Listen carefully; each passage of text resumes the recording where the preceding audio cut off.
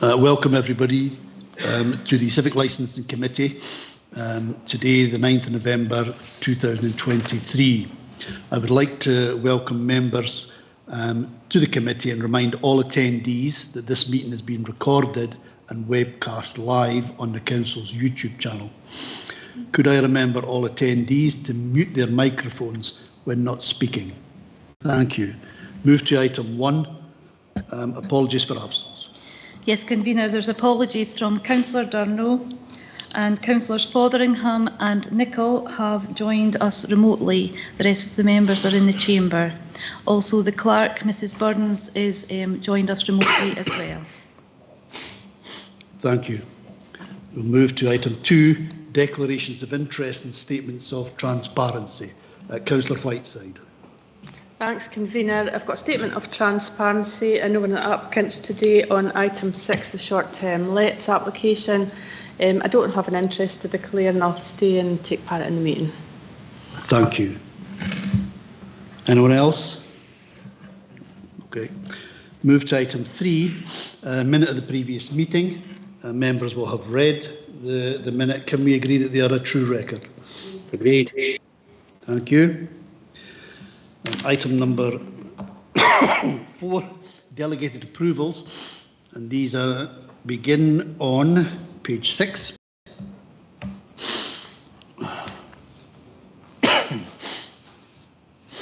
And here, again, delegated, it is recommended that the committee note the licences granted or renewed under delegated authority as detailed in the attached appendix. Do we agree to note these? Agreed. Moving on to item 5, which is page 10 in the papers. This is report number 307 of 23, taxi fare review.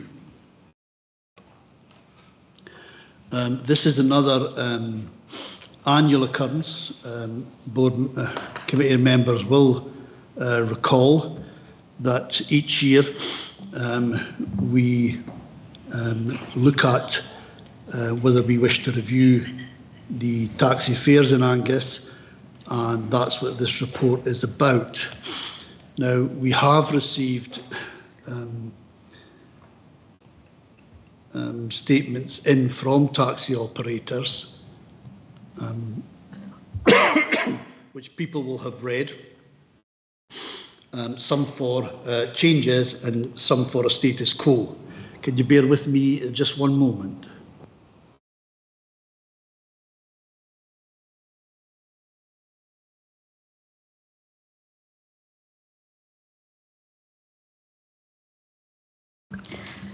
Committee, you will note that there's some options to consider today. Unfortunately, due to an oversight, the operators were not informed of to attend this board until late last night. Mr. Lorimer is in attendance, and Mrs. Foreman is also in attendance. We've had a request from Mr. Murray that he can't attend today, and as he's getting his car MOT'd or checked in Dundee, and he has requested that you defer this as he's unable to attend. Maybe Mrs. Burns would like to speak. Thank you. Yes, that's correct. The purpose of today's hearing is to determine what the fares and additional charges should be, and these would go out to public consultation, and there would be an opportunity at that stage to make further comment. There have been comments received already, and it was in response to those comments that these individuals were at a late date invited to attend today. Thank you for that. What's before us today then, I suppose, there is a suggestion from one of the operators that we actually defer this. I suppose my personal view is that in the interest of natural justice, we want to be seen to hear everything on it. And I think I would be for deferring this to another date, but obviously I'm happy to open up to questions. We have one. We'll start with Councillor Braze. Yes, well, I would tend to agree with you, Convener, and especially given that there's a difference of opinion between various different taxi operators as to how we should proceed with our pricing. I think it is absolutely essential that people have the opportunity to come to this meeting, or the meeting when it's decided upon, and be open to questioning and to give their comments. So I think that would be right to defer. Could I have a wee bit of clarity as to why the various taxi operators were only informed at the very last minute about this? Is that possible? Mrs. Burns, or do you want me to say? I think it was just an oversight, Councillor Breeze. That's but fine maybe then. Mrs. Burns wants to come in. Yes, I would confirm that that was the case. Unfortunately, it was only at a meeting yesterday preparing for today that this came to our attention. Apologies. Well, if I could come back then, it's even more vital that I think it's Mr. Murray, who's away attending to his business today and can't make it at such short notice, is given the opportunity to attend at the deferred meeting. Thanks. Thank you. We'll move now to Councillor Gregg. Thank you, Convener. I think it is obviously, as others have intimated, it's important that all parties are here to put their points across, but having read obviously the papers, and as Mrs. Burns has stated, it will go out to public consultation, where it will then come back to this committee for further comment. I just want to double check that I'm correct in saying this, because from last year, that the fares that we set are the maximum fares, and it's up to the individual operator to decide what they want to charge. So going on that, then I wouldn't really see any reason to defer this. We could still go ahead and make the decision. There are some operators in favour of an increase. There are some that would prefer not to. But if it is the case that we can increase the fares as the maximum fare, and it's up to the individual operator to decide what they want to charge up to that. So if they want to keep their fares at the levels that they're currently at, then they're free to do that. And those that want to increase it, then they can do that. Thank you, Councillor Gregg. I'll move now to Councillor Fotheringham.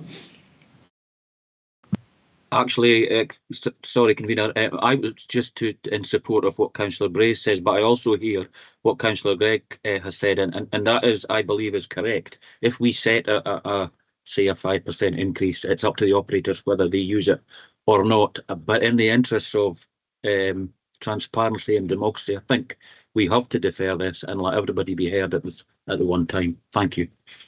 Thank you. I'll move now to Councillor Melville. I also hear what Councillor Gregg has said and understand that point of view. However, I do think in terms of, because this is quite a big decision for the taxi trade, I think we need to have as open and inclusive a conversation and debate about this as possible, and that can only be enhanced by having all of the interested operators along to contribute to it themselves. So I'm certainly in favour of a deferral. Councillor Clark. Thank you, Convener. And my colleague, Councillor Gregg, makes a compelling argument. But for me, I like to think that I put myself in people's shoes. And if there's been an unfortunate error, human error, we couldn't help anything about that. I just would like to think that we are given every opportunity here and pulling out all the stops to make sure that we do this thing with complete transparency so that everybody feels comfortable with it. And that's just how I feel, Convener. Thank you, Councillor Clark. And now Councillor Whiteside. Yeah, I think given that the mistake was on our part, we defer, and we've got a potential date that we could do it quite quickly. We've got the date penciled in for a special meeting on the 5th of December, so perhaps we could use that. Thank you. And we'll move now to Councillor Nicholl. Thank you, Convener. It's just to state that Mr Murray has already submitted an option. These facts and figures are there to be looked at. And I agree with Councillor Gregg. Thank you, Councillor Nicholl. Well, we obviously have two options here. We have one for a deferral and another that we should hear it. Can we? We could, if the committee was minded to defer it, we could, if they were in agreement, have a special civic licensing committee following the special Angus Licensing Board scheduled for the 5th of December at 10 o'clock. I think we might want, do we want to move to a vote on the two options first? Is the wish to move? Yeah, I would propose that we continue, and as Councillor Nicholas mentioned, that we have representation in the forms of the information that's in the papers here from the taxi operators concerned, and also, as I stated previously, that these are maximum fares. It's entirely up to the decision of the operators whether they choose to go with that increase or charge less. That's entirely up to them.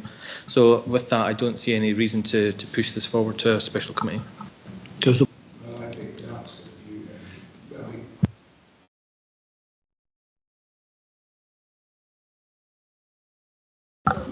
Sorry, has Councillor Gregg got a seconder for his motion? A second. Yes, Scott. And is there an amendment? Yes, my amendment is that we should defer until the specified date on the 5th of December, immediately after the licensing board meeting. And the reason is that I think that we do need all the transparency we can. This was an error on our part. That means that Mr Murray couldn't be here today. And whilst he has given his submission, I think he should be given the opportunity to speak to his case at committee and receive questions. Thanks. Thank you, Councillor Brace. Councillor Melville. Yes, thanks, Convener. I agree wholeheartedly with Councillor Brace, and I'd like to second his amendment.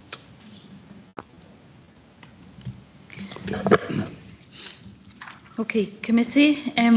We've got a motion moved by Councillor Gregg, seconded by Councillor Scott, is to consider report number 307/23, the taxi fares review today, and consider the representations detailed within that report. The amendment moved by Councillor Brace, seconded by Councillor Melville, is to defer this item to a special civic licensing committee to be held on the 5th of December, following on from the Angus Licensing Board, to allow the operators chance to attend. If members vote motion or amendment. Convener? Amendment. Councillor Melville? Amendment. Councillor Brace? Amendment. Councillor Clark? Amendment. Councillor Fotheringham? Amendment. Councillor Gregg? Motion. Councillor Nicholl? Motion. Councillor Scott? Motion. And Councillor Whiteside? Amendment.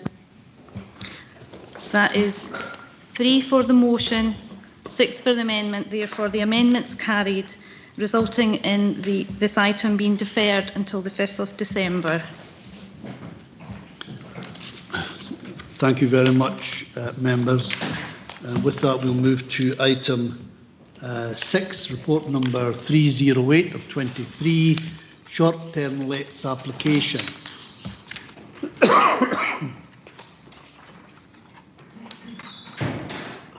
This is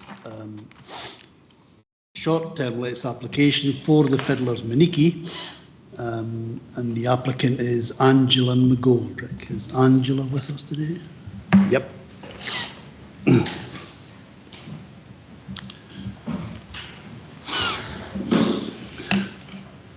Hello, Angela. Would you like to talk to your application? Yeah, sure. Yeah, I'd like that. I'd like the opportunity anyway. I saw the objections by some of the neighbours, and so I'd like to kind of respond to that.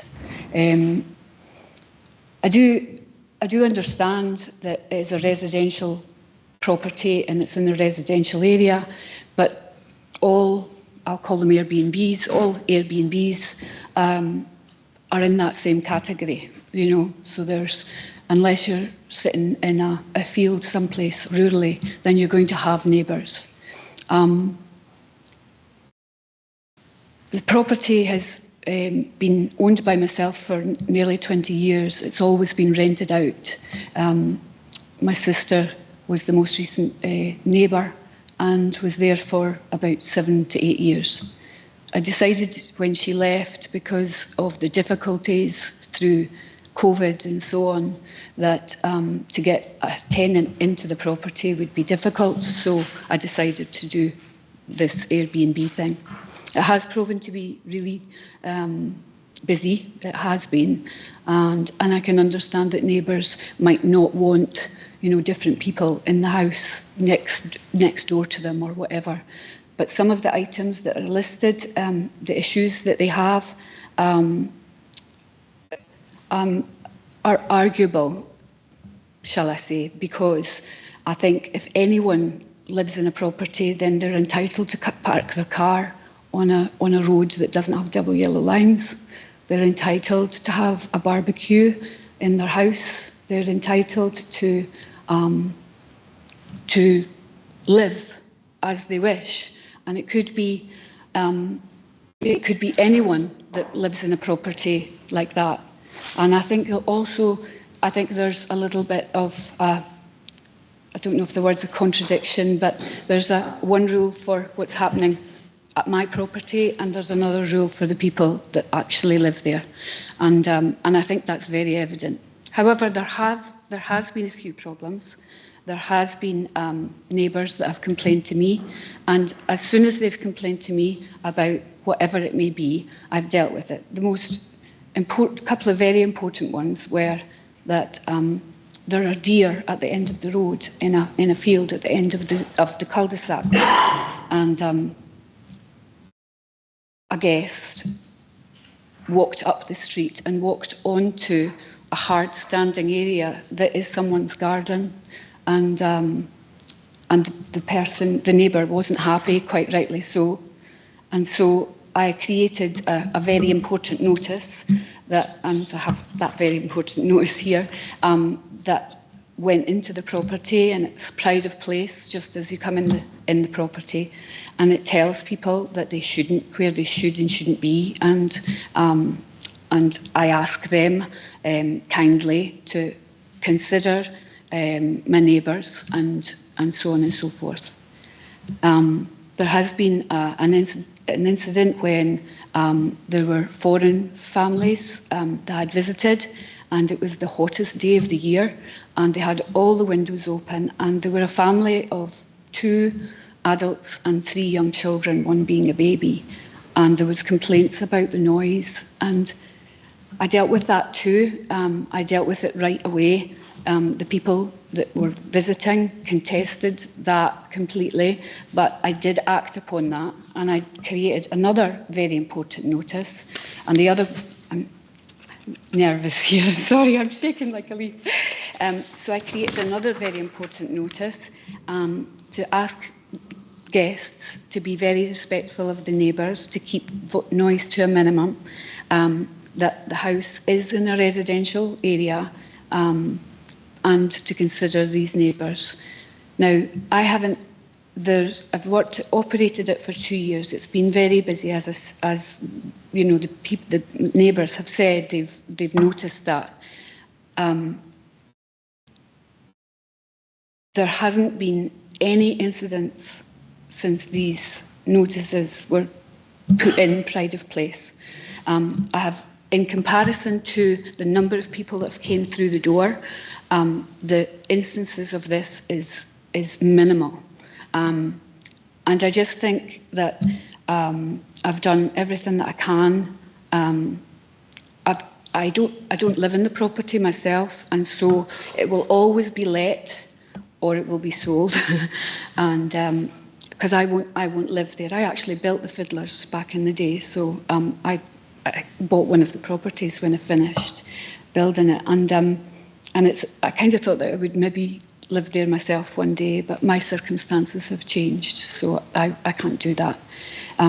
But I would just like to think that people do have a consideration for their neighbours, whoever those neighbours are, and everybody should be treated equally. And I see the objections, which are it's repeatedly the same objection. It's the same letter with different names on it, and there's some items there that nobody would ever know. The neighbour across there would never know that had this neighbour not told them that they're having an issue with that. And I feel that that's not particularly fair. And the other thing was there was a police incident, but no neighbours knew of this police incident until I told them. And it was because a police had done an investigation on a group of people that were travelling and doing bad things in shopping precincts and stuff like that, all up and down the east from Newcastle up to Aberdeen. And they did a check to see where these people might be, and they'd stayed in my property. So I then told the neighbours of that. They would never have known otherwise. And so that's all I have to say. Just I hope that I could continue to do my business. And I've expressed that, and I'm doing as much as I can to be respectful of neighbours, and these notices are an example of what I'm trying to do. Thank you very much. If we can move then, do we have the anyone here?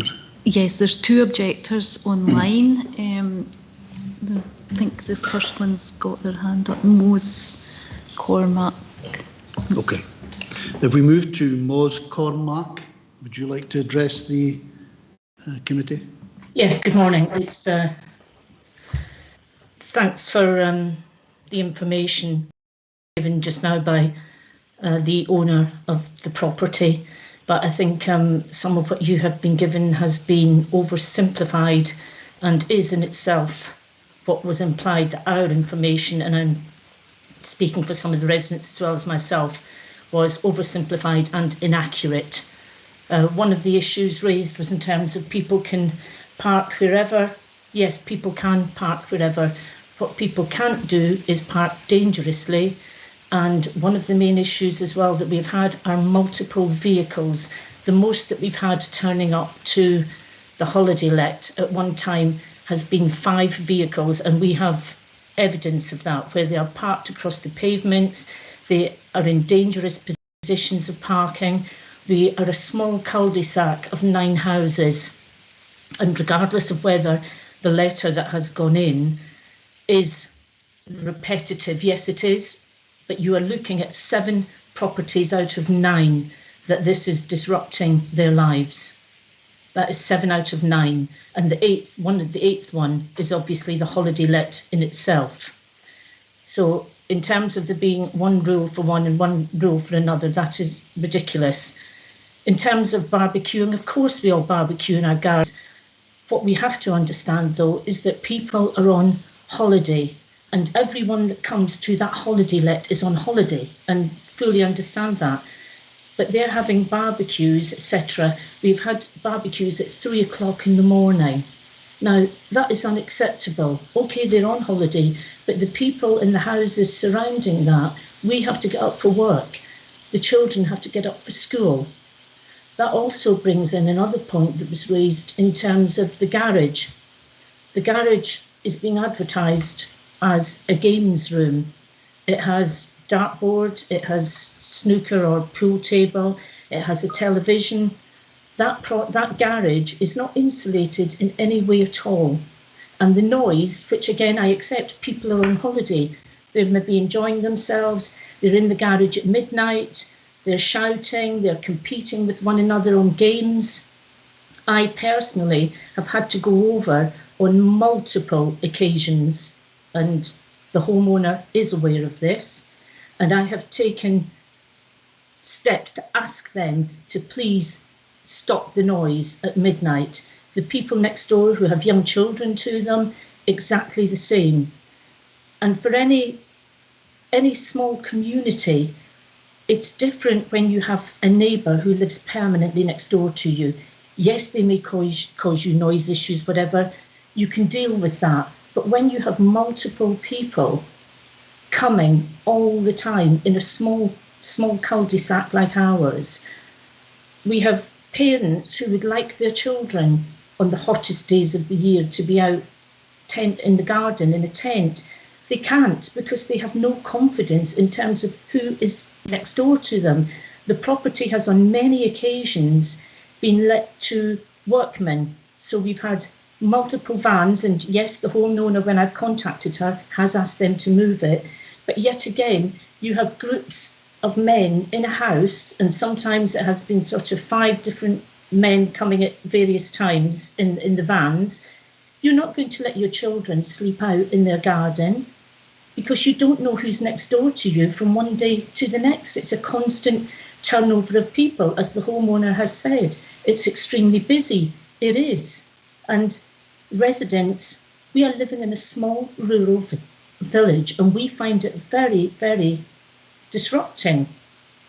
And in terms of the incident where people had the police called, I would say that we were aware of the issues from that because we had detectives knocking on our door asking us about the people that had been there. So it wasn't the case of that the homeowner told us. Yes, the homeowner gave the background on it, but regardless of that, we all had detectives at our door asking us if we would like to comment on the situation, if we knew anything, etc. Again, in terms of people trespassing, it was not one person. And again, from the person's Ring doorbell, we have evidence there was 5 to 6 people standing in her front garden. And this is a mother who lives alone with her young child.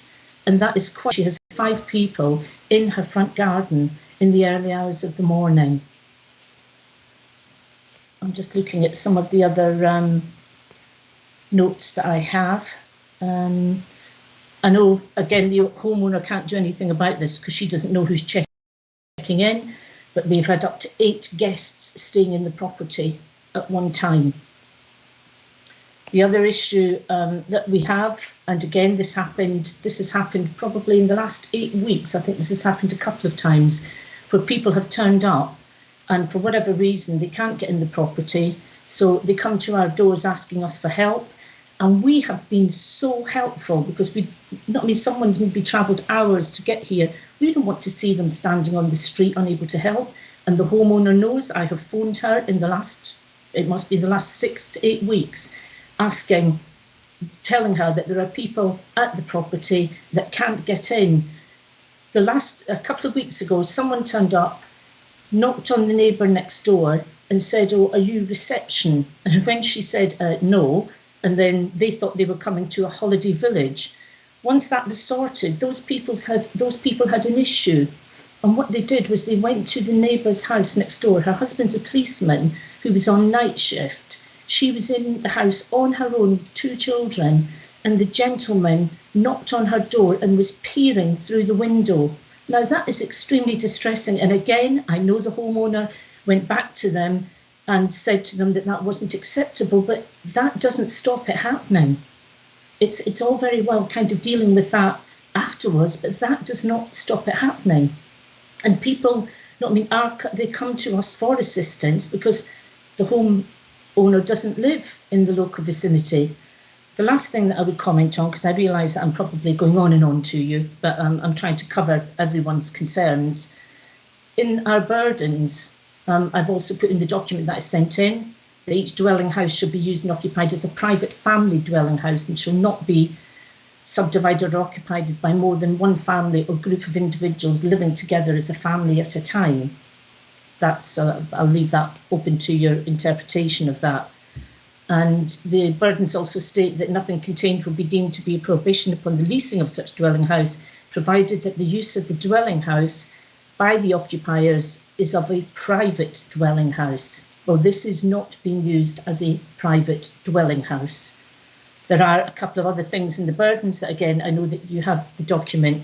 So really, it's just, no, I mean, we have no issue at all. As the homeowner, we assist all the time. Because the homeowner doesn't live here, we put her bins in and out to assist. We have no kind of argument with her at all, but we just find it is disruptive to our lives. And I don't think that lets like this should be permitted within small residential areas. It's not, I mean, as I said, we're a small cul-de-sac of 9 houses. And personally, we don't feel that the disruption that it brings is acceptable to our lives. And that's all I would like to say. And if anyone has any questions, they're more than welcome. Thank you. Thank you for that. I think it was remiss of me, there are members from your presentation to see if there are any questions. So I'll do that now. If we have any questions on Angela McGoldrick's presentation on her thing. Councillor Melville. Yes, thanks. I want to say thanks both to you and to Ms Carmack for both of what you've had to say. Just in terms of information, I wonder if you know how many guests have you had in the last sort of year or so? Sorry, I appreciate I've put you on the spot there. Yeah, you have kind of put me on the spot. It's quieter. It's quieter from like this time of year through to February or March. I've only been doing it for a couple of years, but that's kind of there. But the rest of the time, it's either there's a minimum so that there's not so many changeovers. There's a minimum now of a minimum of 3 days. So nobody can just come for 1 day or 2 days. So there's not this constant overpopulation of it, but it has proven to be very busy. And yes, most months there's only a few days out of the month that it's vacant where I can go in and do some maintenance and so on. But that's, yeah. Thank you. Councillor Clark. Sorry, I didn't indicate. Oh, didn't you? Sorry. Councillor Gregg. Thank you, Convener. You mentioned in your statement that you use Airbnb as the platform for hosting. Is that correct? No, I don't use. I said Airbnb because I said I'd call it an Airbnb. No, I use cottages.com and I use booking.com. Regarding what Moz was saying there about people coming to the property, I've set it up on both these platforms that there's communication before anybody gets to the property. It tells people exactly what to do, how to get access to the property. It opened when it was COVID, so you were advised not to do face-to-face, so I installed a key box, and then they advised that that's the best way to go forward with a property, and so I've continued with that. But on both of those platforms, there's emails and there's daily text messages to the people to tell them how to get access to the property. It's quite clear that it's in the description of the property that it's a residential area and so on. And yes, but she is right. You know, about 6 weeks ago or so, some guests from another country didn't pay attention or didn't read or didn't whatever, and went to Mo's house and asked for assistance. And she did tell me too that someone, you know, having got into the property, they then went to try to speak to another neighbour. But every time something like that's happened, I've reacted to that. And I think that, well, I need to answer questions and not give another statement. Sorry. Thank you. Councillor Whiteside. Thanks, and thanks for that, Angela. You said it's been really busy since you've been operating it. It obviously shows that there's a need for holiday accommodation in Angus, and we're always quite keen to make sure that our tourism is supported whenever we can. You also say that your notices have had a good effect upon the behaviour of your guests. Do you think it's a really small minority that you've had problems with in the past. I think, and Mo would agree with me, she said it with her own words to me, that in comparison, because we've had this discussion about it, in comparison to the number of people that have come through the door, the number of instances where there's been an issue has been relatively small. I would say very small. Mo might disagree with that, but I would say very small. And I do absolutely agree that in this particular area, it's right next to the park, which is, and it's right next to, the amenities for golf and so on and so forth. And it's been, as I say, it's been really popular. With regards to the number of people that are in the property, it's a maximum of 6, and there are only 6 beds. In fact, there's only 6 sleeping spaces. There's not 6 beds.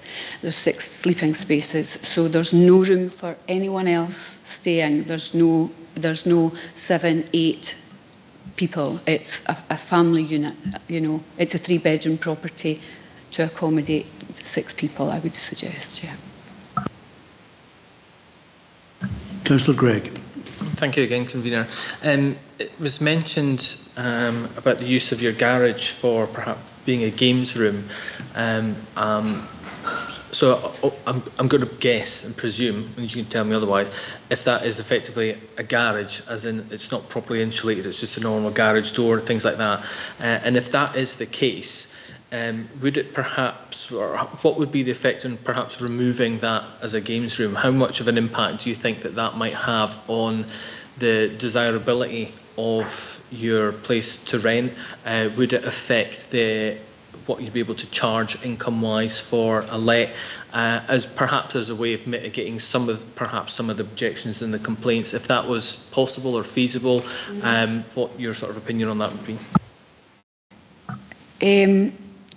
From going into the property afterwards, because I do my own changeovers, so when going into the property, the games room is not always used, far from it. And I'm calling it a games room.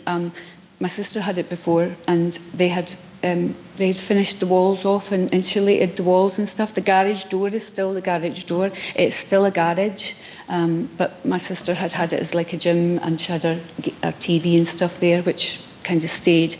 The TV stayed, and yes, I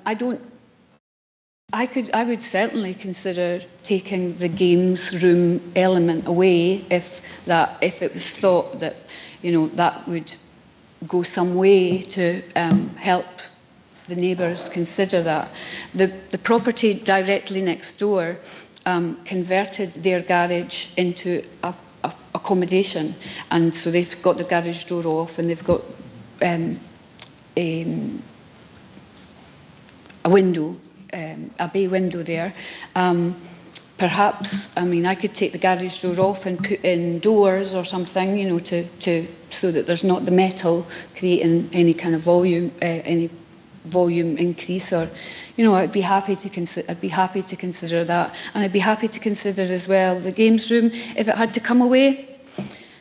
It might make a wee bit of a difference, but I don't know how much of a difference that would make. I think the property is beautifully presented, and it's the area. There's a lot of people in Maniki that are coming back. Yes, we get the holiday maker, but people's families, are coming to stay because, they've got this going on or that going on, weddings at the hall and so on. So that tends to happen. So, yeah, of course I would. And if it was felt that I should do that, and I would kind of direct it that way, I would certainly do that. Move to Councillor Melville. Yes, thanks, Convener. Sorry, this is my second question. It's also about the games room now. Obviously, there's discussion in the objections about the noise and disturbance and things like that. And I know that there was talk about noise and things sort of beyond 11 o'clock midnight. Now, obviously, the Antisocial Behaviour Act has limits on noise levels between 11 p.m. and 7 a.m. So I wondered if you don't already, would you consider having a notice to say that the games room shouldn't be used between these hours? And that's before you even get to Councillor Gregg's suggestion of getting rid of it. Yeah, I could certainly certainly do that. It does absolutely say this on this here, to keep noise to a minimum. And these two notices are as you come in the door, and they're right there. And there's also the book that was the welcome book that has to have all the information, and it's covered in the welcome book as well. But it does say that, you know, this is, I don't want to curtail your enjoyment, but would appreciate if you kept the noise to a minimum. So I would certainly say that for the games room, if you wanted to try that first, and if that didn't work, I could certainly change the door and put in glass doors or something, or I could just take it away completely, because it's certainly a desirable area for this type of thing. Maybe it's worthwhile the council maybe thinking of getting a wee holiday village in there or thereabouts, because it has proven to be very successful. Thank you. Thank you. I think we can now move then to Clive Wickenden. Is Clive available? And does he wish to speak? Yes, hi. Thank you. Hello, Clive. Would you like to present? Well, really, I don't have that much to add from what Moz said earlier. It's the uncertainty of people coming and going and parking, blocking other people's drives, vans turning up. I think we've done the games room to death, so there's probably not anything to add to that. But you're just backing up Moz's comments. It's more residential of residential. The mayhem that this causes when people arrive, and the comings and goings is just unacceptable to the rest of us. Thank you for that. I'll move now to, is it Tanya Small? Do we have Tanya Small? I don't believe she's in the call. She did indicate that she may not be able to attend, and the other objectors have all intimated that they won't be in attendance. Okay, thank you for that. We'll move back then to Angela McGoldrick. Would you like to then address some of the issues that have been raised by objectors? Yeah, I am mindful of the neighbours, and I certainly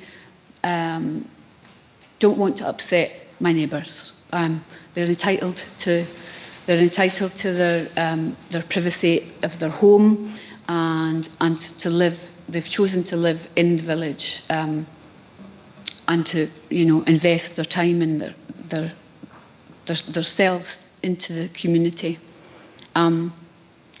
I have done that too, and I would like to be able to continue to do that, even if it was on a short term. I know you can come back, maybe give the. I know that this licence is meant to be for 3 years, but if it was maybe done for a shorter period of time, and I would address the issues, I would go with the first suggestion of limiting the time in the games room. I could certainly take the garage doors off and put in something there which would curtail the noise a little more. And if things continue to be a problem, then I would take the games room away completely. And I guess I would be happy to do that anyway. I would be happy to do that anyway, and maybe that would be a nice compromise, and it would be me giving that back to the people that live in the street. But I do think that Airbnbs or these holiday lets and the regulation of holiday lets. I must be one of the first for Angus Council to be heard. I know that every council, is dealing with this from October.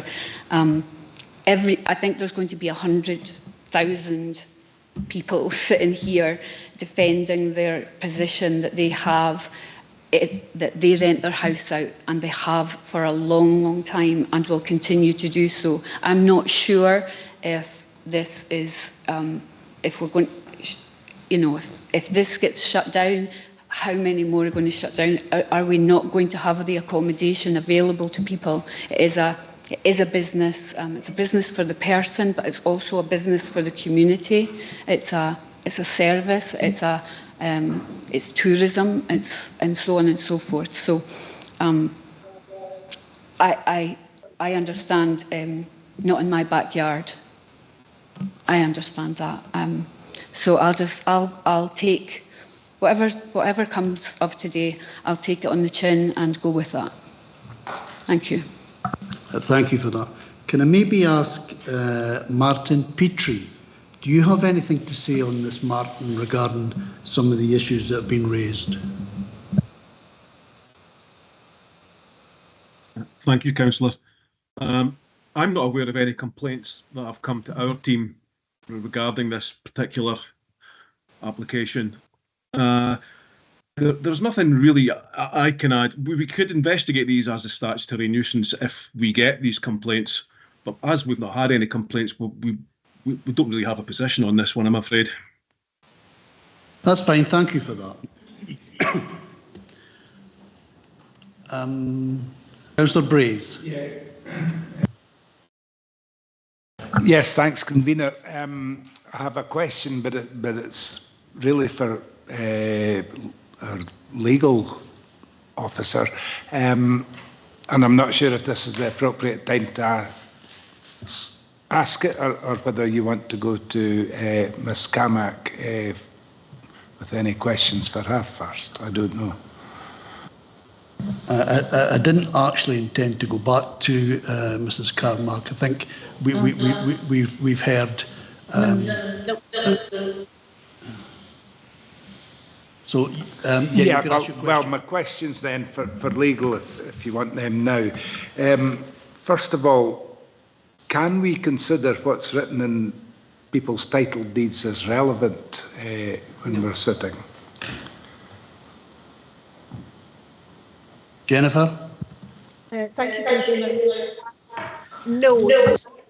What is in the title deeds is a private matter. It is not a matter for the Licensing Committee's consideration. It's a private matter as between the respective landowners. Thanks. That's as I understood it. But, we have clarity now on that one. And my other question is, can we grant this application for renewal today with a review in a year's time?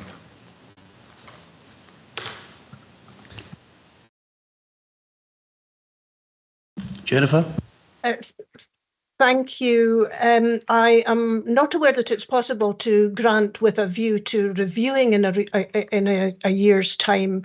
I would need to check, forgive me, but I would need to check with regard to the length of time which the licence can be granted. It was my understanding that it could be granted for 1 year, but I would prefer to check that if that's all right.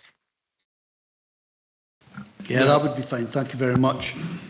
Can I move to Councillor Clark? Convener, are we at the stage of comments or are we still questions? No, we're still at questions. That's fine, I'll wait. Okay, we'll move then to Councillor Mickle. Again, a comment as well. We'll move back to Councillor Clark. Very much, Convener.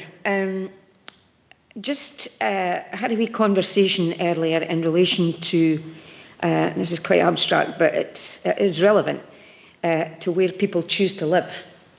And where, you know, for example, would I choose to live right next door to a school? No, I certainly would not, because you would have to think about all the cars that are going to be parked there for dropping off and picking up. Right. So I'm just concerned here, and I suppose I'm going to sum up in a minute, to what's happened in relation to where the people live who live there right now. I'm not going to go against anybody for Tourism for Scotland accommodation, because that's something I champion. But I am going to have to consider something in front of me today. That's my job. And I would have to say that I'm minded to think wrong place, wrong time. And I'll qualify that later if you need, Convener.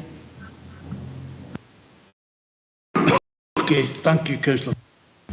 Councillor Nicholl, do you still have a question, or is that an old hand? Again,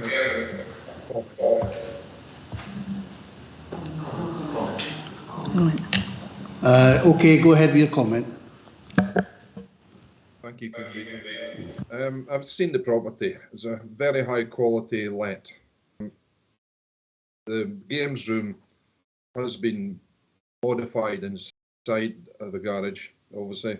It's got a pool table and a table football game, and I see no problem in this place being let out as a, say it in an Airbnb. Thank you. Thank you.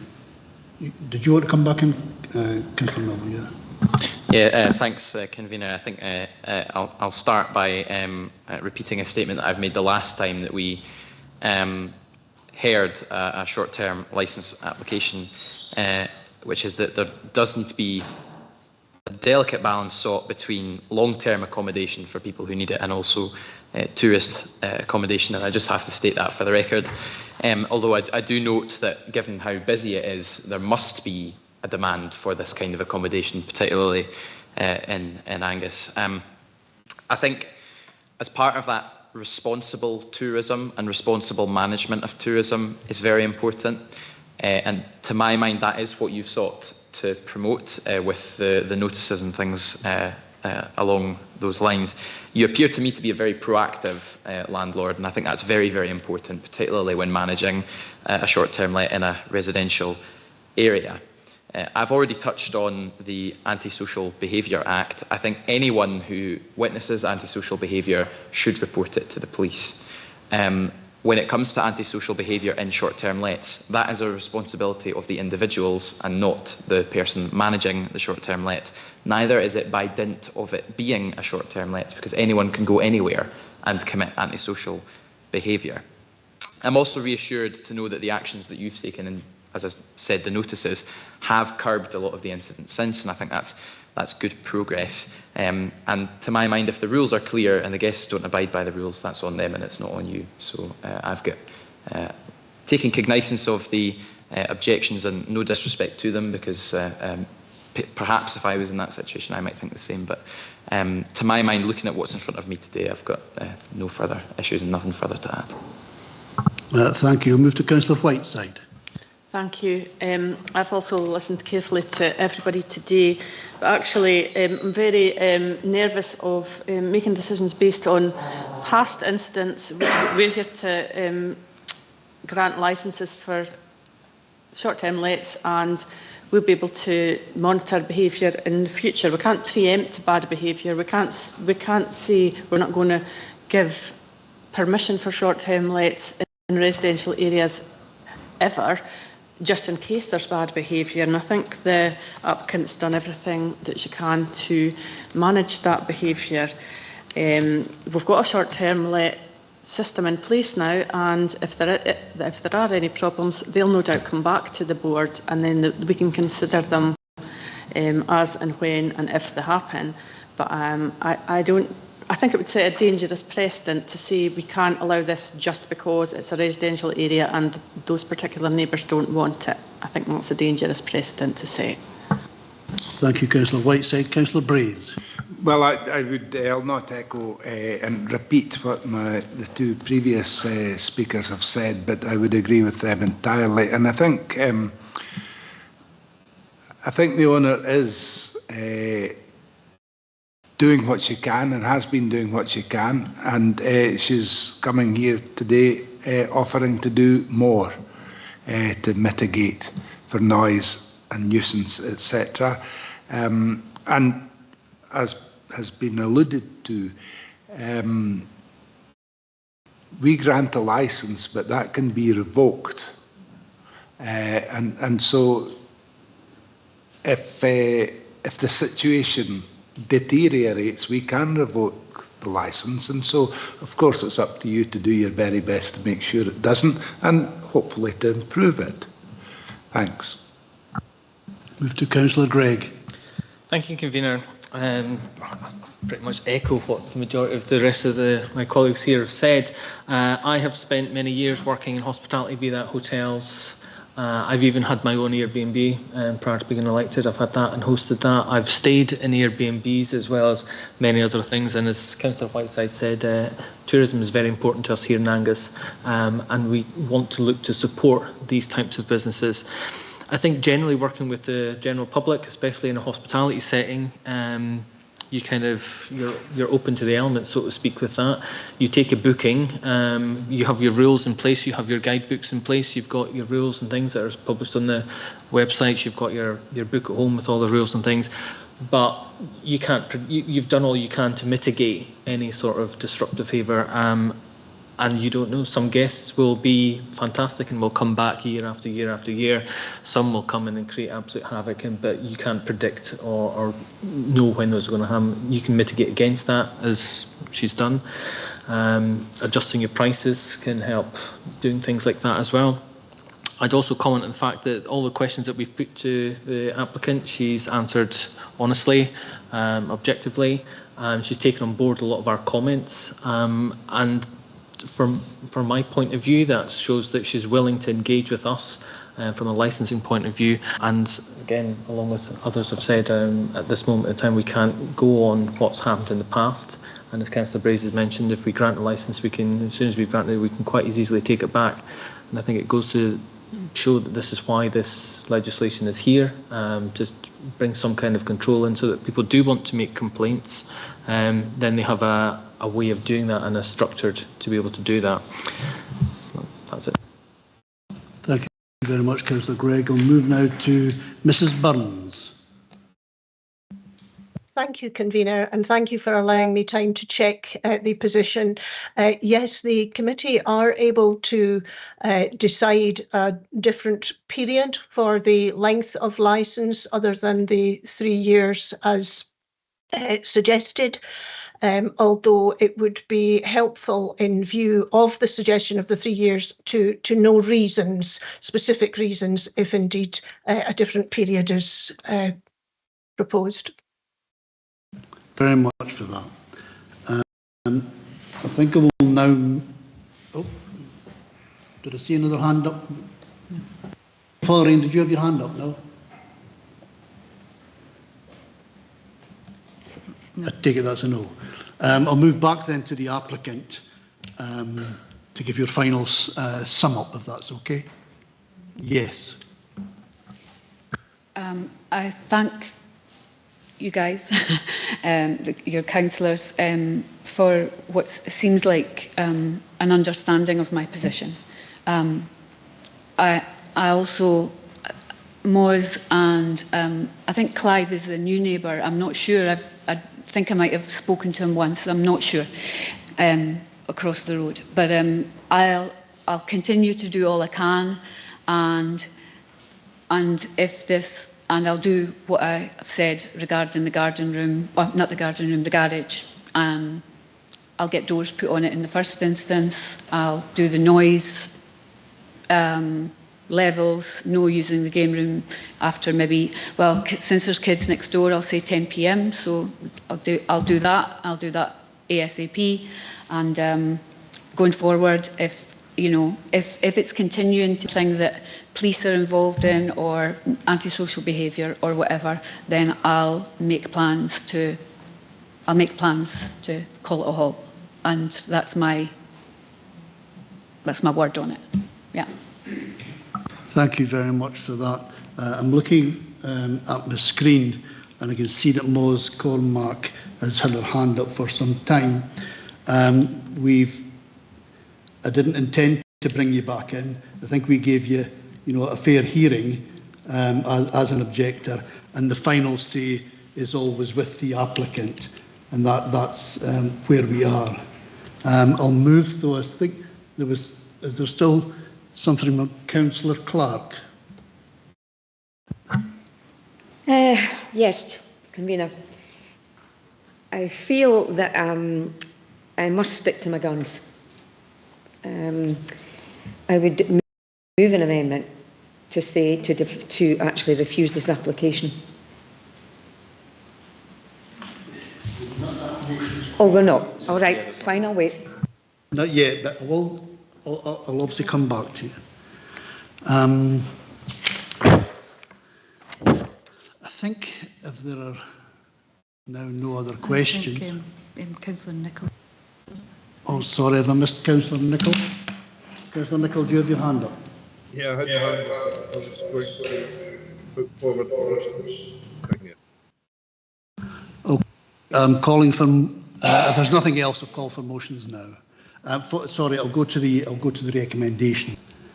Okay, the recommendations are: 1, to grant the application; 2, to grant the application subject to standard or any additional conditions; 3, to defer the application for a period not exceeding 6 months from the date of the application; and 4, to refuse the application or one or more of the grounds referred to in paragraph 4, remembering that if there is a refusal, we have to give a reason, and it has to be one of the grounds in paragraph 4. With that, I will ask now for motions. I think Councillor Gregg. Oh, sorry, he did. Councillor Nicholl, he did have. Yeah. Councillor Nicholl? Yes, I would put forward item 1. I would grant permission. The seconder? I'll second that. Oh, Councillor Whiteside. I'm happy to second that. Sorry, I'm just double checking. Is that to grant for 3 years, Councillor Nicholl? Grant for 3 years. And you're still okay with the seconding of that, yeah? Councillor Whiteside. Is there amendment to that? Councillor Clark will be convened. Sorry, Councillor Clark. How could I forget? Sorry to be difficult. I will move an amendment, and I'm sure of my ground, but I'm looking for in paragraph 4 something that actually gives me that, because you've just reminded me I've got to have a reason. So I'm actually looking for this just now.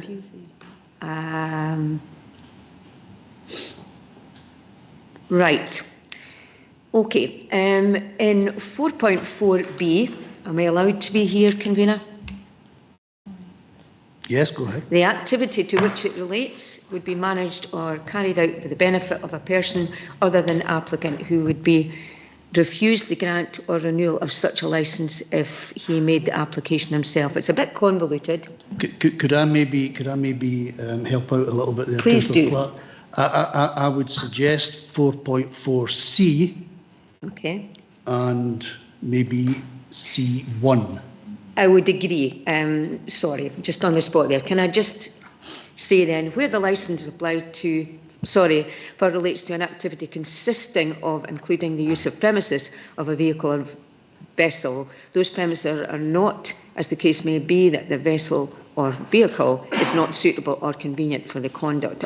It seems so convoluted. And you mentioned 1, which is location, character of condition of the premises, or the character of condition of the vehicle or vessel. In essence, I'm sorry, I just cannot agree that this is correct for this area. I'm not really that bothered about the expression NIMBYism was used. I go against that. That's not why I'm doing this. I just don't think it's the right thing for the right place. I just believe that not to be the case. Sorry it took me so long to get there, convener. Fine, thank you very much. Councillor Melville. Yeah, for the interests of having this put to a vote in a fair and democratic way, I'm happy to second it, even though I disagree. Yep, thank you for that. Councillor Brace. Yes, thanks, convener. I did ask for clarity as to whether we could grant for a shorter period, and I was minded to bring an amendment asking for just that. But given the fact that we can revoke this licence at any time we choose, should we grant it just now, I don't really think there's much purpose in it. So I won't be bringing an amendment for that. Thanks. Okay, we have a motion and an amendment. We'll move to a vote. Okay, convener. The committee are considering report number 308/23 and it's for a short-term let application for the Fiddlers, Moniki. There is a motion in front of the committee moved by Councillor Nicholl, seconded by Councillor Whiteside, to grant the application for 3 years. The amendment moved by Councillor Clark, seconded by Councillor Melville, is to refuse the application on the grounds given, which was relating to 4.4c within the report. If members could vote for the motion or amendment. Convener. Motion. Councillor Melville. Motion. Councillor Braze. Motion. Councillor Clark. Amendment. Councillor Fotheringham. Motion. Councillor Gregg. Motion. Councillor Nicholl. Motion. Councillor Scott. Motion. And Councillor Whiteside. Motion. That's 8 for the motion, 1 for the amendment. Therefore, the motion is carried and the short-term let application is granted for 3 years. Thank you very much. Thank you very much. I really appreciate that, and I will pay attention to it. And I know that the neighbours might not be happy, but I will pay close attention. And if I have to make changes, I definitely will. You have my assurance. Thank you. Thank you.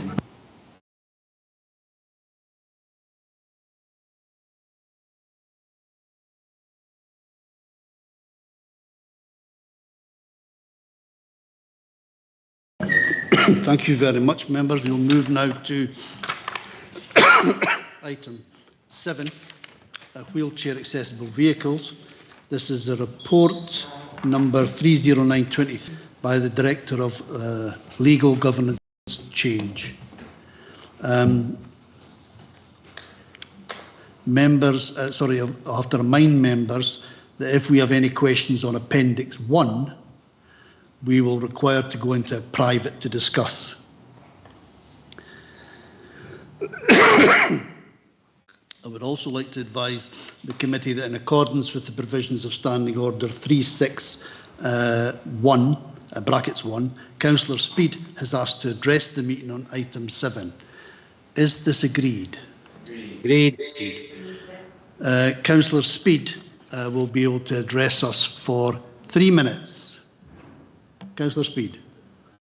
That's great. Thank you, Chair. Thanks, members of the committee. As I'm sure many of you are aware, I believe that this is an important issue, one that I've raised on numerous occasions, including at Civic Licensing committee meetings. As the report states, I also brought a motion to Angus Council in December 2019. These matters needed addressed urgently then, and although the delay to progress is understandable due to the pandemic, the lack of progress continues to have a significant impact on many people with disabilities in Angus and beyond. Accessible taxis provide a safe and reliable mode of transport for disabled people, allowing them to travel independently and with dignity. However, we know that not all taxis are accessible, which can make it impossible for people with disabilities to travel. In Angus, the numbers of accessible taxis are extremely poor.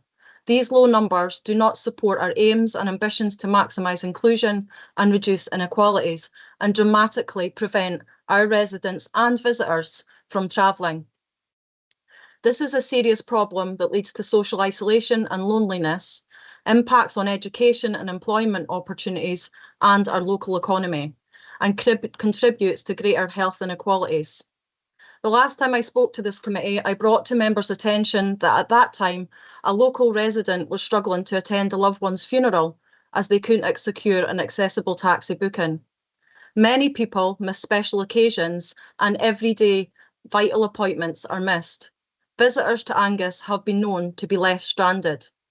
People with a disability often have to book an out-of-area accessible taxi service.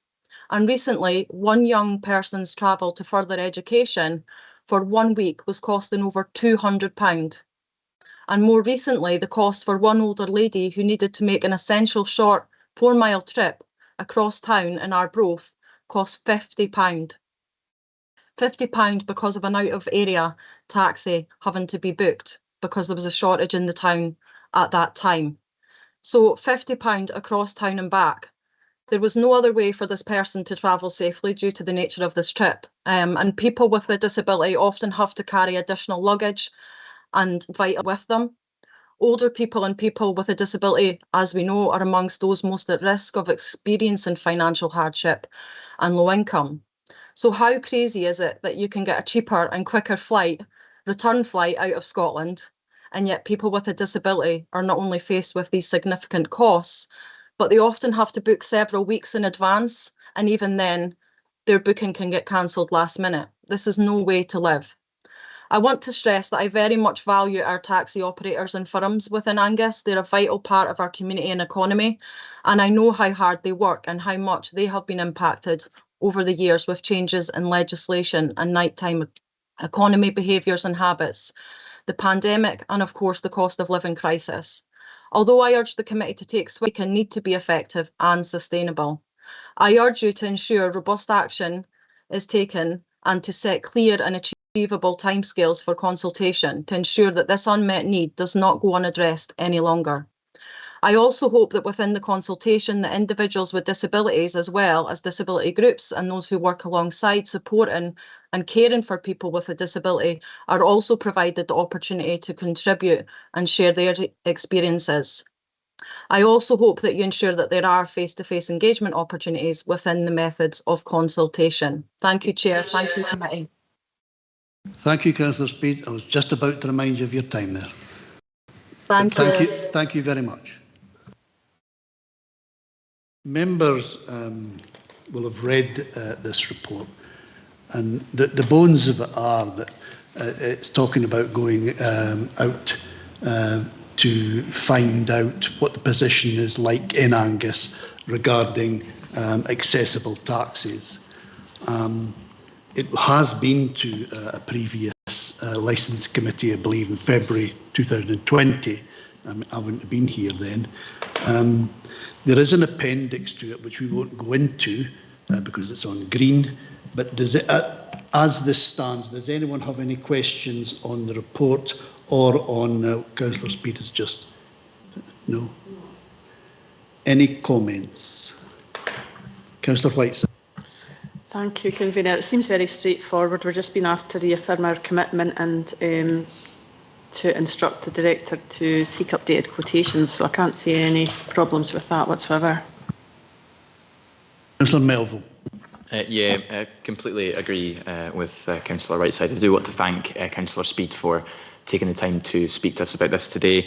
Absolutely happy to reaffirm our commitment in this regard, and we really do need to do whatever we can to make things for people with disabilities in Angus. So yeah, more than happy to back this. Councillor Fotheringham. Thank you, Convener. Just to reassure Councillor Speed, we did set up very recently, it was agreed, a taxi and private hire member officer working group, which I actually chair. We've had an initial meeting and our licensing standards officer is arranging another one. So Councillor Speed, I will certainly keep you updated, and the wheelchair accessible vehicles is an agenda item within that group. So I can assure you it is getting looked at. Thank you. Thank you very much. With that, I think I'll move to the recommendations.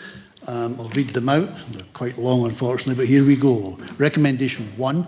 Note that the recommendation moved and approved at the meeting of the Civic Licensing Committee on the 20th of February 2020 to appoint consultants to assess and advise on the extent and nature of unmet need for wheelchair accessible vehicles in Angus, and to recommend measures to the committee to address unmet need has not yet been identified. Do we note that? To note that on the designated list of Angus there are currently 9 vehicles declared as wheelchair accessible vehicles. Do we note?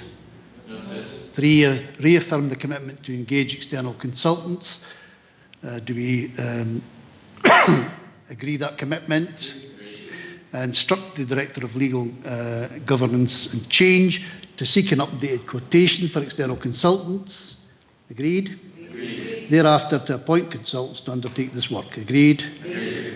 Note that the report, including the assessment and recommendations of the consultant, will be put before the committee for consideration in due course. Do we agree? Okay, thank you very much. Councillor Fotheringham. Oh, sorry, Councillor Fotheringham, you got your hand No, up? it's all right. My apologies, convener, Okay. but I just wonder, you know, as Councillor Speed said, and there is reasons why it's taken so long. We've had a pandemic. I wonder, would it be reasonable to put a time scale on this for a report to come back so that, you know, it doesn't take too long? Would that be something we could do? I think that could be problematic in that, one, we don't have consultants yet, so we don't know how long they're going to take, but it's certainly something I think we should keep our eye on and make sure it doesn't drift. And I'm sure that Councillor Speed will make sure that that doesn't happen. Thank you. Thank you. I think it probably was that. Sorry.